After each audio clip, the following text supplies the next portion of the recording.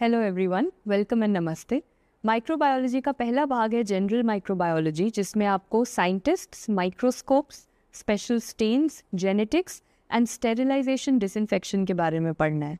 Culture media भी general microbiology का ही एक टॉपिक है, पर ये हम इस सेक्शन में नहीं पढ़ेंगे। जब आप बैक्टीरियोलॉजी सेगमेंट पूरा कर लोगे उसके बाद आपको एक मिसलेनियस वीडियो मिलेगी जिसमें सारे कल्चर मीडियाज़ का समरी दिया हुआ है, और तभी पढ़ना इसे ज़्यादा फ़ायदेमंद होगा क्योंकि तब आपको ये बेहतर समझ में आएगा। अभी के लिए हम इन सारे टॉपिक्स पर फोकस करते हैं, तो 2.5 से 3 घंटे में हमें पूरी जनरल माइक्रोबायोलॉजी का एक रैपिड रिवीजन करना है। Let's start with the scientists. And सबसे पहले साइंटिस्ट जिनके बारे में हम पढ़ेंगे वो है sir Louie pasture.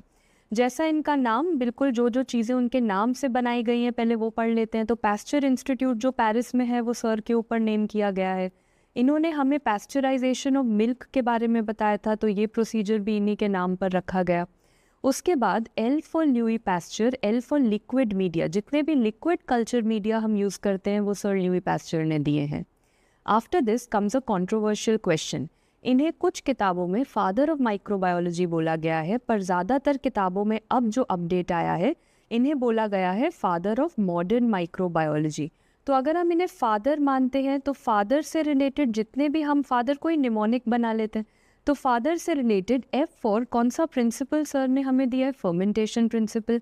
A T for autoclave, autoclave machine जो हर ओटी में होती है जिससे आप इंस्ट्रूमेंट्स को पहले ऑपरेशन से पहले साफ करते हो, वो ऑटोक्लेव मशीन इन्होंने दी थी।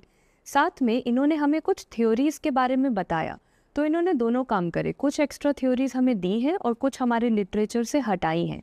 तो इन्होंने थ्योरी ऑफ ए बायोजेनेसिस को डिसअप्रूव करा, मतलब हमारे लिटरेचर से हटा दिया, और जर्म सेल थ्योरी को उसके बदले लेके आए, तो जर्म सेल थ्योरी को अप्रूव किया।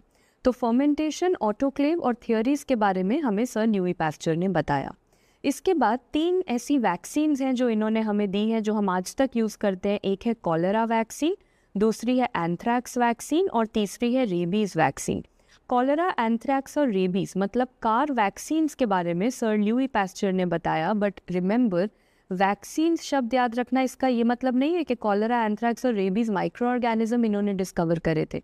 बैक्टीरिया, वायरस इन्होंने डिस्कवर नहीं करे, इन्होंने उनकी वैक्सीन्स के बारे में बताया। तो ये छोटा सा सेक्शन हम हर साइंटिस्ट के लिए निमोनिक याद करने के लिए रख लेते हैं। सबसे पहले उनके नाम में ही निमोनिक है, सर ल्यूई पैस्चर से रिलेटेड पैस्चर वाली सारी चीज़ें। साथ में L for liquid media, L for Louie pasture. दूसरा, हमने इन्हें बोला फादर ऑफ मॉडर्न माइक्रोबायोलॉजी, तो फर्मेंटेशन प्रिंसिपल, ऑटोक्लेव और सारी थ्योरीज।